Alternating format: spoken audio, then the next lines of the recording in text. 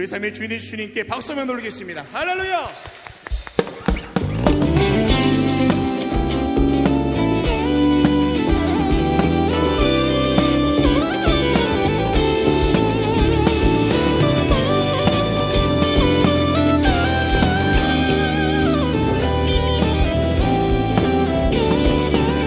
슬픈 마음 있는 사람, 슬픈 마음 있는 사람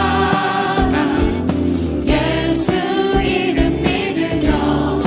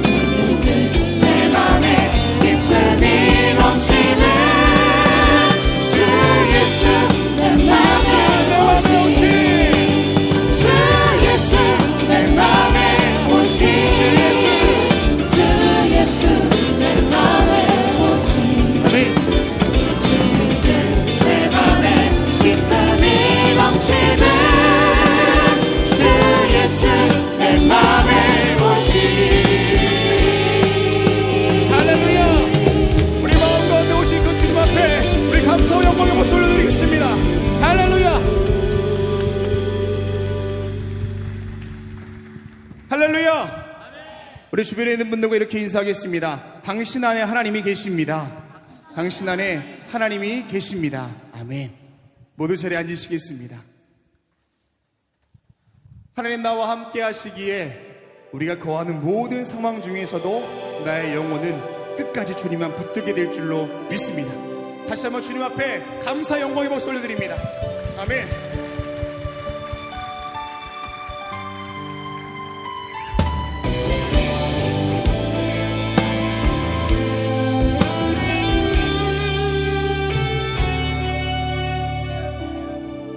모든 상황 속에서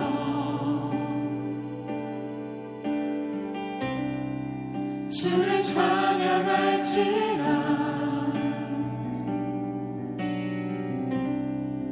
주는 너의 큰 삶을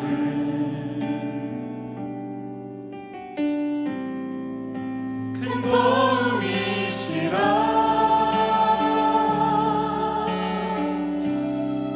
주의 얼굴 구할 때 주의 영을 부으사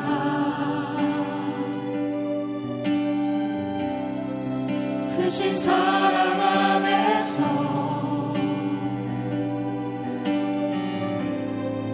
주를 보게 하소서. 다시 한번 고백합니다. 모든 상황 속에서 모든 상황 속에서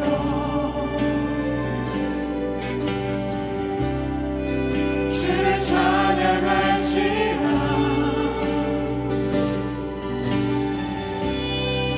주는 너의 큰 삶을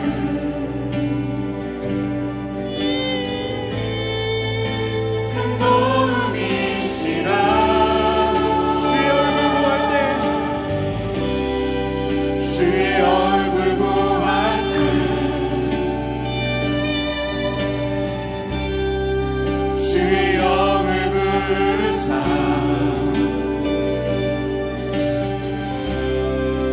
크신 사랑 안에서 주를 보게 하소서. 주를 보게 하소서.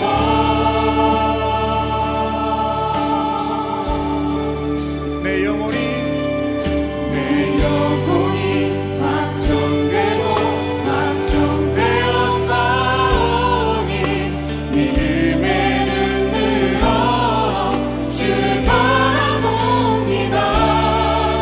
내 영혼이 확정되고 확정되어 싸우니 믿음의 눈 들어 주를 바라봅니다. 오늘 본문의 말씀을 보십시오. 오늘 본문의 말씀은 저 이스라엘 백성이 가나안 땅에 도착하여 여리고성과의 전투를 기록한 말씀입니다. 이스라엘 백성 하나님의 인도하심을 따라 홍해를 건너고 광야에 40년을 거친 후에 이제 하나님의 약속의 땅인 저 가나안 땅에 도착하게 됩니다. 여러분, 모세와 함께 홍해를 건넜지요. 그뿐 아니라 40년을 거친 후에 이제는 여호수아의 인도하심을 따라 여호수아의 하나님의 함께 하심을 따라 저 요단을 건너 하나님이 주시겠다고 한 이 가나안 땅에 들어가게 됩니다. 출애굽한 온 세대가 그렇게 가고 싶었던 가나안 땅, 40년의 광야길을 그것만 바라보며 그 소망 가운데 살았던 그 땅, 모세가 죽어가면서도 거기만 갈 수 있다고 한다면, 그 땅에만 들어갈 수 있었다고 한다면 라고 소원했던 그 가나안 땅에 다다르게 됩니다. 얼마나 좋겠습니까? 얼마나 감격스럽겠습니까? 그런데 가나안 땅에 도착하자마자 그들의 눈에 비친 것은 저 난공불락의 저 거대한 여리고성입니다. 저 성을 넘어서야만이 하나님의 약속의 성취가 그들의 삶 속에 이루어지는데 도무지 나아가질 못합니다. 그때 하나님께서 여호수아를 통하여 말씀하기를 다름이 아니라 하루에 한 번씩 돌고 그리고 마지막 7째 날은 7번 돌라고 하는, 그러면 저 여리고성이 무너질 것이라고 말씀합니다. 여리고성을 넘어야 하나님의 약속의 성취가 이루어지는데 하나님께서 이스라엘 백성에게 말씀하신 여리고성의 점령의 방법은 도무지 우리의 생각과 우리의 지식과 우리의 경험으로는 납득이 되지 않는 말씀입니다. 적어도 여리고성의 저 난곡불락한 여리고성을 점령하기 위해서는 무슨 군사적인 전력이나 어디에 가면 그 성이 약하니까 그쪽으로 군사를 집중하여 공격하면 여리고성이 무너지고 뭐 이런 것을 얘기해야 될 터인데, 예수님은 인간의 생각과 인간의 경험을 넘어서는 도무지 이해가 아니 되는 하루에 한 번씩 끌고 마지막 7째 날은 7번 돌라고 말씀하시는 겁니다. 이스라엘 백성 그 하나님의 말씀에 그대로 순종하지요.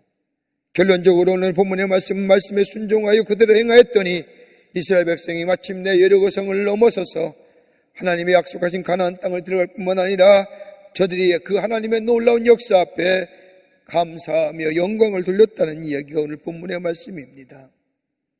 여러분, 우리의 삶 어떠신지요? 여리고성과 같은 난공불락 견고한 삶의 문제는 없으신가요? 어떻게 넘으시려고 하십니까? 시간이 가면 무너지겠지, 아니지 않습니까? 사라진 듯한 우리의 삶의 문제, 어느 정도 시간면 더 큰 문제로 우리 안에 다가왔던 것처럼, 여러분, 바닷물이 이렇게 나가는 것 같지만 민물 때문에 더 많은 물들이 들어오지 않습니까? 어떻게 넘어설 수 있을까요? 도무지 방법이 안 있는데, 여러분, 내 경험과 내 지혜와 내 지식 가지고 하나님에 대해 말하고 하나님의 행하신 일에 측정하는 것은 우리를 통하여 하시고자 하는 하나님의 능력을 제한하는 겁니다. 하나님의 말씀대로, 아니 하나님은 하나님께서 하시고자 하는 방법대로 당신의 일을 행하여 나가십니다. 여기에 순종할 때에 우리의 삶은 복된 삶이요, 하나님의 약속하신 약속의 성취일 뿐만 아니라 하나님 우리에게 주시고자 하는 의회와 희락과 화평의 삶을 우리 가운데 누리며 아름답고 풍성한 삶으로 살아갈 수 있습니다. 어떻게 넘어섰냐는 거예요. 오늘 본문의 말씀에 그런 의미에서 우리에게 귀한 영적인 교훈과 도전의 말씀을 주십니다. 함께 말씀을 나누며 은혜 받기를 원합니다. 첫째는 하나님을 깊게 묵상하라는 겁니다.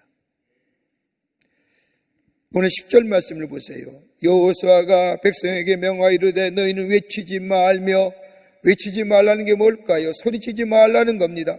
다른 말로 말하면 경고망동하지 말고 이러쿵저러쿵 이야기하지 말고 조용히 있으라는 겁니다. 다시 말하여 말하지 말라, 침묵하라는 겁니다. 여러분, 인간의 삶에 있어서 말하지 않고 산다는 게 쉬운 일일까요? 여러분, 자녀들 벌줄 때 뭐라고 합니까? 대체로 이럴 겁니다. 손 들고 있어. 말하지 마. 벽 펴고 있어. 여러분, 말하지 않는다는 게 얼마나 고통스러운지 아십니까? 우리 인간은 한시도 잠잠하지 못합니다. 무엇이라도 이게 얘기해야만이 속이 편합니다. 이러한 것에 때문에 우리 안에 있는 것이 뭡니까? 조급함입니다.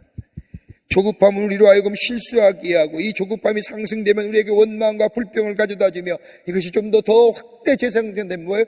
무책임한 존재가 됩니다. 죄를 짓고 맙니다. 다른 사람에게 원망하며 나의 책임을 다른 사람에게 책임을 돌리는, 여러분, 현대인이 가지고 있는 가장 잘못된 특성 가운데 하나가 뭡니까? 조급함입니다. 우리나라 사람은 더더욱 더 그러하지요. 우리나라 사람들이 입에서 가장 많이 나오는 게 뭐예요? 빨리라는 겁니다. 깊이 생각하거나 조용한 마음을 가지고 이야기하는 것이 아니라 즉흥적으로 결정하고 선택합니다. 왜요? 생각이 없으니까요. 생각하지 않으니 마음이 편히 할 수가 없고 판단이나 결정이 매우 즉흥적이게 됩니다. 여러분, 침묵에는요 3가지의 종류의 침묵이 있답니다. 하나는 말의 침묵입니다. 말 너무 급하게 하지 말아야 합니다. 말 급하게 하다면 실수하게 됩니다. 침묵하며 조용히 생각하며 말할 줄 아는 자세. 또 하나 때문에 욕망의 침묵입니다. 여러분, 잘 나가던 사람의 넘어지는 것을 가만히 보면 그 끝자리에는 욕망이라고 하는, 욕심이라고 하는 것, 이것이 어두운 그림자가 저의 삶을 자리 잡고 있을 때에 그 사람은 넘어지고 그 사람은 쓰러지는 것을 봅니다. 욕망 거두어야 합니다. 또 하나 있다면 사고의 침묵입니다. 생각하지 말라는 것이 아닙니다. 시시비비를 멈추라는 겁니다. 옳고 그르다라는 판단 섣불리 하지 말고 신중히 하라는 겁니다. 여러분, 세상의 가치관은 어떤 걸까요? 우리가 사는 이 세상의 가치관들은 어떤 걸까요? 아마 이런 걸 겁니다. 가만히 있으면 거만한 사람이고, 가만히 있으면 말하지 않으면 교만한 사람이고, 말하지 아니하면 지까지껏 이렇게 얘기합니다. 말 많이 하라고 얘기합니다. 가만히 있으면 세상에 진다고 얘기합니다. 자기의 소리를 얘기하고 당당하게 의견을 하는 사람이 똑부러진 사람이요, 똑똑한 사람이요, 자신만 있는 사람이라고 얘기합니다. 그런데 하나님은요, 그렇게 하지 말라는 거예요.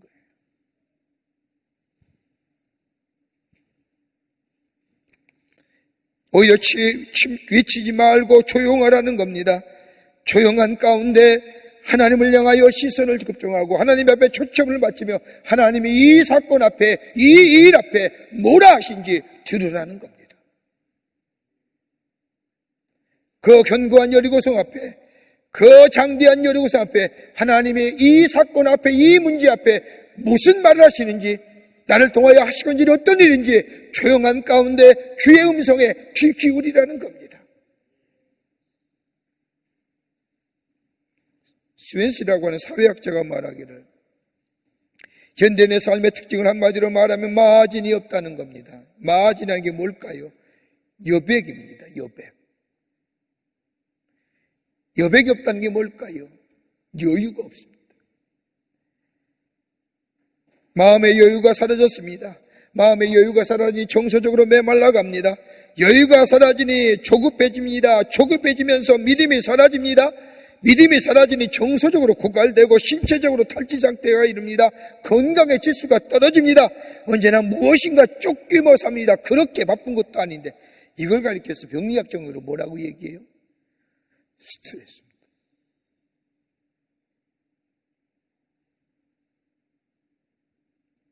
말하지 말라는 거예요. 조급해하지 말라는 겁니다. 하나님의 생각은요, 우리의 생각보다 커요. 하나님의 능력은 우리의 능력보다 커요. 우리의 생각과 우리의 능력 가지고 하나님의 능력과 하나님의 생각을 제다하지 말라는 거예요. 이렇쿵 저렇쿵 얘기하지 말라는 거예요. 그저 내 삶의 이 거대한 문제 앞에 내가 할 수 있는 것은 아무것도 없기에 그저 주님이 나를 향하여 이 일에 대하여 뭐라 말씀하시는지 하나님 앞에 초점을 맞추고 시선을 고정하며 조용한 가운데 주의 음성 들을 수 있어야 한다는 겁니다. 그래야 돼요.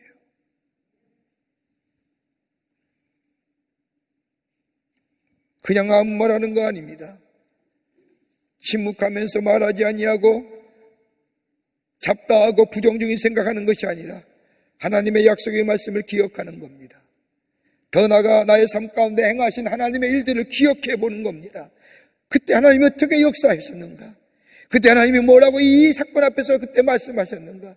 내가 뒤돌아보니 그때 일을 뒤돌아보니 하나님이 그때 어떻게 역사하셨는가? 나에게 행하셨던 하나님의 일들을 기억하며 생각하는 겁니다. 그러면서 이번 일에 하나님 어떻게 역사하실까? 그 하나님에 대해 기대하는 겁니다. 어느 때요?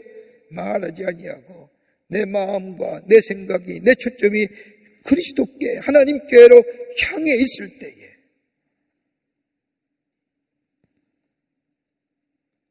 이스라엘 백성 가만히 보십시오. 그 거대한 장막 앞에 하나님이 참장을 하는 겁니다. 야, 이러쿵저러쿵 얘기하지 말라. 너 광야의 40년의 생활을 좀 생각해 봐라.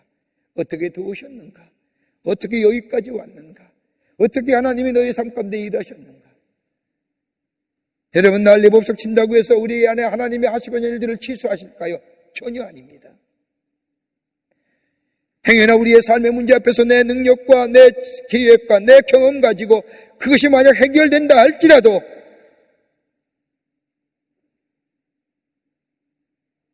그것은 내 능력에 국한된 승리밖에 되지 못하죠. 내 생각, 내 지식, 내 경험 내려놓는 겁니다. 말하지 않는 겁니다. 그때는 그렇게 했는데 저때는 저렇게 했는데 그죠? 그 문제 앞에, 그 엄청난 일 앞에 조용하게 하나님 어떻게 행하실 건가?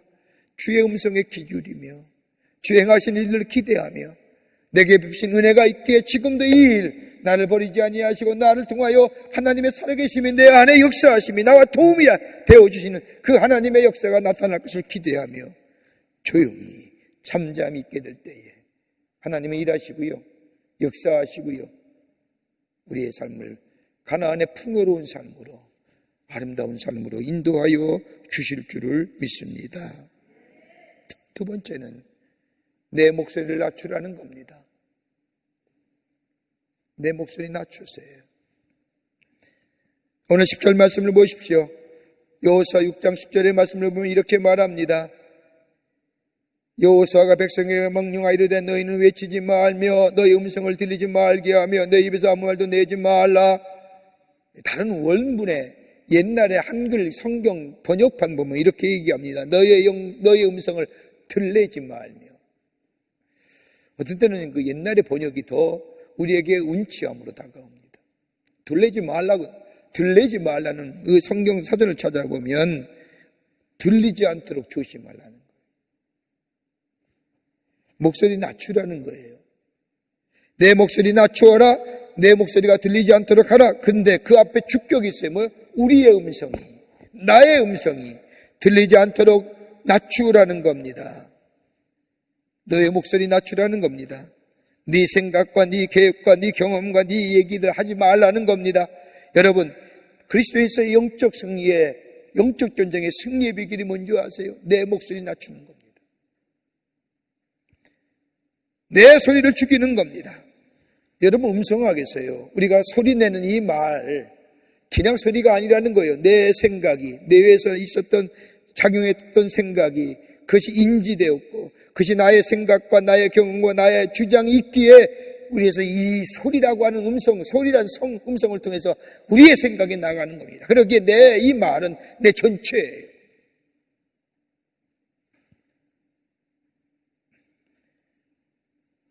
그리스도인의 영적 전쟁에서 승리는 다름이 아니라 하나님의 법과 저 세상의 법과 하나님의 말씀과 저 세상의 사탄의 소리와 이길 수 있는 것은 다름이 아니라 내 것을 내려놓는 거예요. 나의 생각과 나의 경험과 나의 주장을 내려놓는 거예요. 그리고 전적으로 하나님의 인도하심을 받는 거예요. 여기에 승리하는 거예요. 내가 죽이는 거예요. 내가 낮추는 거예요. 몇 년 전에 제가 한 가정을 신방했는데 그 가정에 가훈이 하나 있습니다. 가훈이라기보다는 우리 모든 가정의 구성원들이 지켜야 할 규칙이라고 해서 그 밑에 뭐라고 써있느냐, 행복한 우리 가정을 위한 10가지 규칙입니다. 근데 읽어보니까 참 재밌기도 하고요. 이 책에 감동이 왔습니다. 그 10가지가 뭐냐? 첫째는 일이 끝났으면 치워라. 두 번째는 방에서 나간다면 불을 꺼라. 세 번째는 떨어뜨렸으면 주워라. 더럽혔으면 청소하라. 열렸으면 닫으라. 흘렸다면 닦아라. 집사님에게 하시는 말씀이에요. 너에게도 하는 말씀이고요.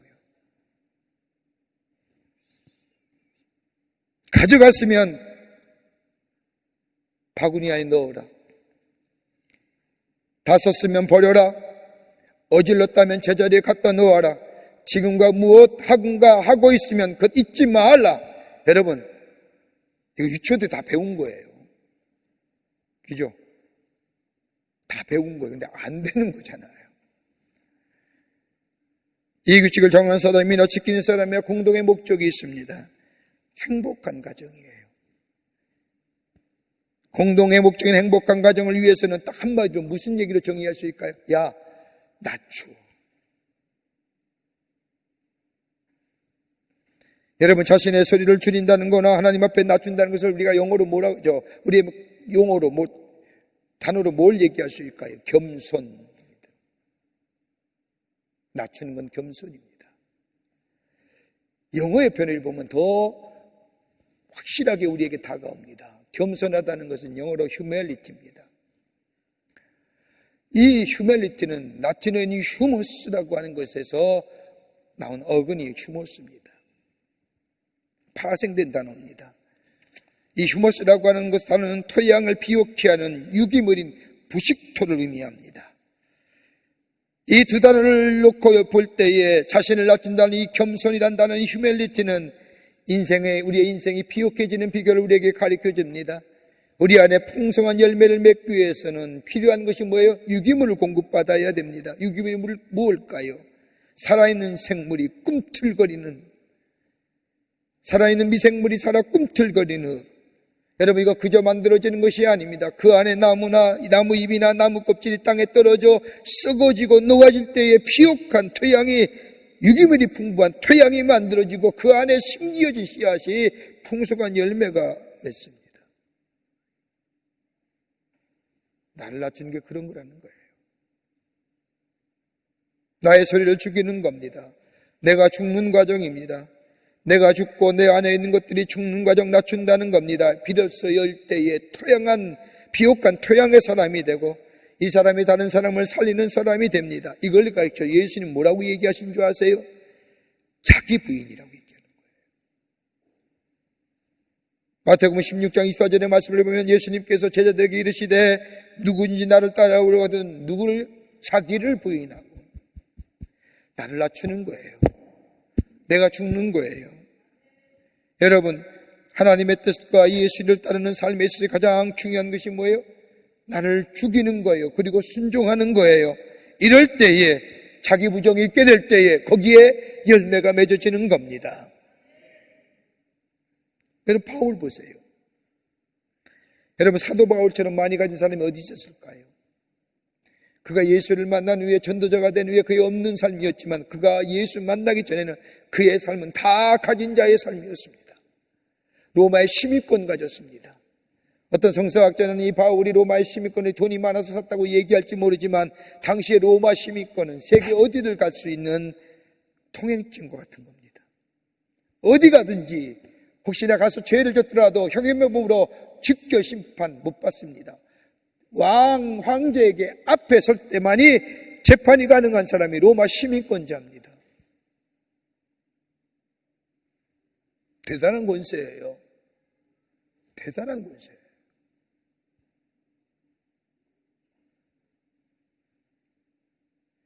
여러분, 공부하는군요. 가말리엘 문화생입니다. 가말리엘은 학자는 1세기에 가장 탁월했던 학자입니다. 뛰어난 학자입니다. 그 밑에서 바울이 배웠습니다. 뭘 배울까요?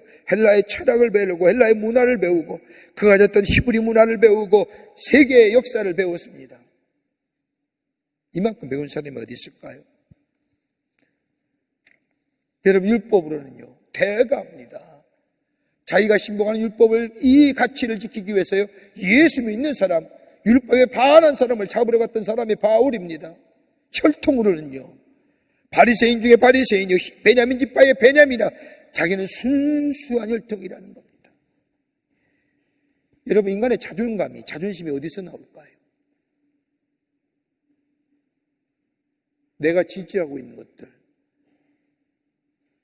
내 삶을 뒷받침해 주는 것들, 내 지식과 내 경험과 내 위치와 이런 것들이 나의 자존감으로 형성돼요. 조금만 거기에 상처가면 자존심 상한다고 얘기하잖아요.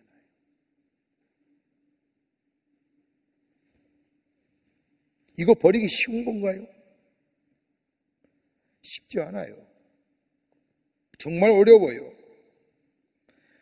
그런데 바울은 예수를 만난 후에, 예수님을 자신의 삶의 주인 위에, 예수 안에 살기로 결심한 후에 바울이 고백한 것이 뭐예요? 고린도전서 15장 31절의 말씀을 보면 나는 날마다 뭐 하노라?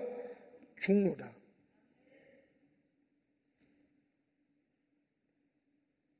다 헬라 철학의 원리도 알고 다 알고 있었지만 그것에 대해 내가 죽는다는 겁니다. 바울은 더 심한 말 하죠. 그것을 나의 뭐요? 뱃을 물러야겠다. 그러면서 뭐라고 해요? 예수 아는 지식이 가장 고상한 지식이다. 내가 죽을 때, 내가 날마다 죽을 때에, 내가 낮아질 때에 주의 음성 들려오고 주의 음성 들려올 때에 그 음성 따라 살아갈 수 있는 거예요. 거기에 역사가 일어나는 거예요. 이게 안 되니까 힘든 거예요. 우리가. 저도 마찬가지예요. 바울의 고백, 그 유명한, 그 훌륭한 사도인 바울도 오라나는 검고한 사람이다. 뭐 얘기해요? 자기를 낮추지 못하는 거예요. 이것 때문에 싸우는 거예요. 내 안에 언제나 이 마음의 두 가지, 하나는 하나님의 법과 하나는 또 하나는 육체의 법이 내 안에 항상 싸우는데 이것 때문에 절치부심하는 거예요.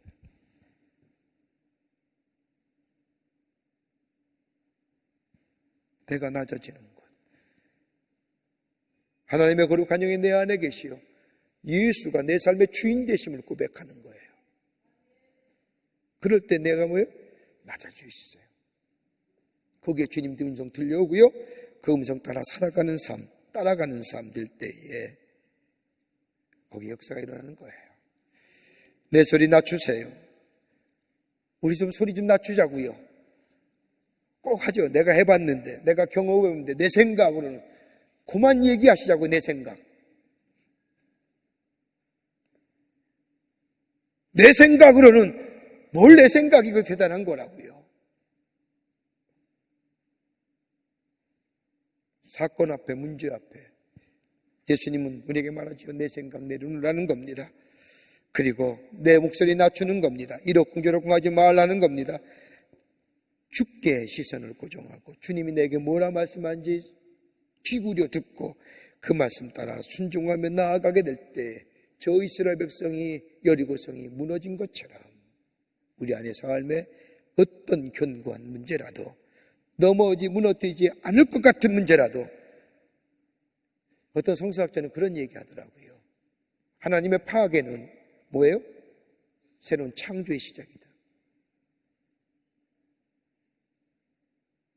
파괴는 창조래요. 동의하여 저는. 새로운 창조 역사가 우리 가운데 있어지게 됩니다. 끝으로 하나님을 철저히 신뢰하자는 겁니다. 10절 말씀을 보세요. 똑같은 얘기입니다. 너희 입에서 아무 말도 내지 말라. 낮출 뿐만 아니라 아무 말도 내지 말라는 겁니다. 20절의 말씀에서 강조하는 단어인 아무 말도 내지 말라는 것은 단 한마디도 내지 말라는 겁니다. 무슨 얘기예요? 하나님에 대한 철저한 신뢰와 그 말씀에 대한 순종을 얘기하는 겁니다. 말하지 마요. 낮추세요. 말하지 마세요. 여러분, 하나님 나라의 법칙은요, 간단합니다. 순종한 만큼 응답이 있는 겁니다. 외치지 말며 너의 소리도 내지 말라고 말씀하십니다. 다름 아닌 하나님에 향한 철저한 신뢰, 말씀과 하나님에 대한 믿음에 신뢰하라는 겁니다. 순종한다는 것은 상대방에 대한 철저한 신뢰가 없으면 순종하기가 어렵습니다. 여러분, 그러게 순종이 제사보다 나은 거예요. 아무리 예배를 드리고 하나님 앞에 예배 드리고 찬송하도 말씀에 순종하면 이 의미가 없는 거예요. 들려오는 말씀에 순종하는 거예요. 그게 제사보다 나아요. 예배 드려놓고 말씀에 순종하지 않는 것보다 들려오는 말씀에 순종하는 것이 제사 드리는 것보다 낫다는 거예요.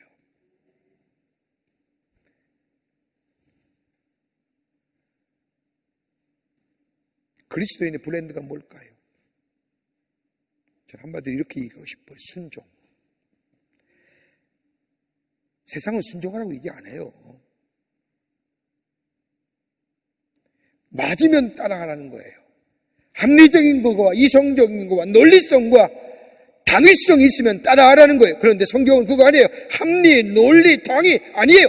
그냥 무조건 순종하라는 거예요. 여러분, 그리스도에 갖는 가장 탁월한 그리스도의 힘을 나타내는 브랜드가 뭘까요? 순종이에요.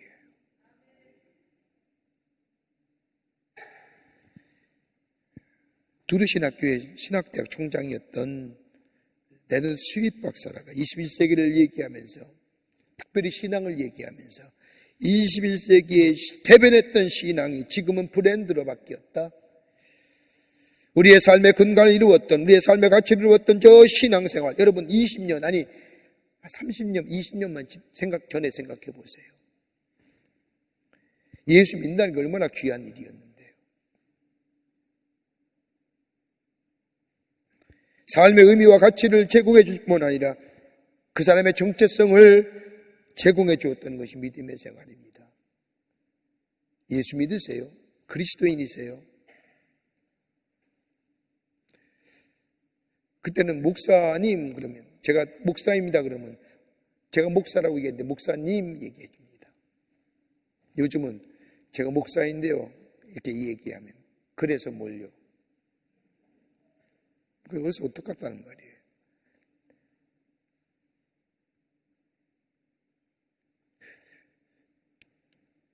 신앙이 브랜드로 바뀌었어요. 여러분 지금 시대에 가만히 보세요. 브랜드.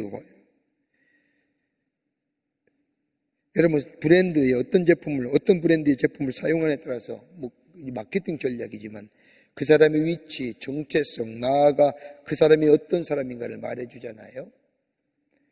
그래서 좋은 브랜드일수록 최소성을 가잖아요. 많이 안 만들잖아요. 여러분 최소의 가치를 누리는 거예요. 여러분 보통 그러잖아요. 내가 이 옷을 입었는데 난 똑같은 옷을 입었다. 다음에 그 이거 안 입잖아요. 잘. 어떤 사람은 없어서 못 입는데 브랜드의 가치라는 거예요. 우리 그리스도인의 모습도 가만히 보세요. 예전에는 액세서리 같은 것도요. 웬만하면 다 목에 십자가 목걸이 걸고 다녔어요. 좀 더 나이 먹은 어르신은 뭐예요? 금으로 만든 십자가를. 근데 시대가 흐르면서 이 십자가가 목에서 이동해 갔잖아요. 어디로요? 안 보이는 곳으로, 귀로. 좀 시간이 지나니까 이 십자가가 사라졌잖아요. 그런데 우리 안에 가지고 있어요. 뭐로? 피어싱으로. 지금 어떻게 해요? 타투로 변했잖아요. 오늘 본문 말씀 6절부터 9절 말씀을 보자고요. 너네 아들 여호수아가 제사장들을 불러서 그들에게 이르되 너희는 언약궤를 메고 7 제사장은 7 양각 나팔을 잡고 여호와의 궤 앞에서 행하라 하고 또 백성이 이르되 나아가서 성을 돌되 무장한 자들이 여호와의 궤 앞에 행할지니라.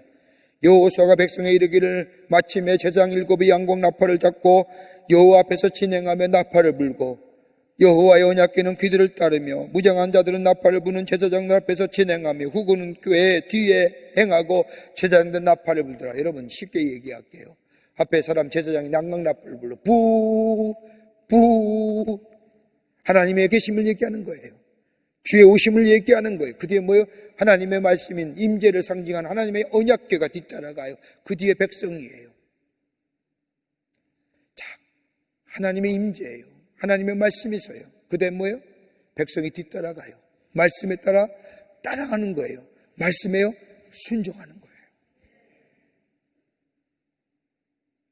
한 바퀴, 두 바퀴, 세 바퀴 문제가 아니라 7번 내내 7일 내내 하나님의 언약궤가 앞에 하나님의 임재의 상징, 하나님의 말씀이 담겨져 있는 하나님이 함께 하신다는 그 하나님의 말씀에 대하여 이스라엘 백성이 팔로우하는 거예요. 따라가는 거예요. 말씀에 따라 순종해 가는 거예요. 그게 상징성이에요. 그럴 때 어떻게 돼요? 여리고성이 무너져 가는 거예요. 한 번에 무너지지 않잖아요. 아마 그랬을 거예요. 이스라엘 백성이 한 바퀴를 돌고 나서 돌아가는 길에 벽을 만져보았을 거예요. 금이라도 좀 갔었을까? 안 그랬을까요? 저는 그랬을 것 같아요. 저는요. 2바퀴 돌고 이틀짜리도 한번 볼 거예요. 행여나 좀 더 기운이 가지고 파여진 않았을까? 3일째, 4일째. 성경의 말씀은 그런 거 아니에요. 그건 인간의 논리와 합리와 이것이요. 진화성이죠. 말씀을 믿고 말씀을 따라가며 말씀에 순종하는 때에 뻥하는 거예요.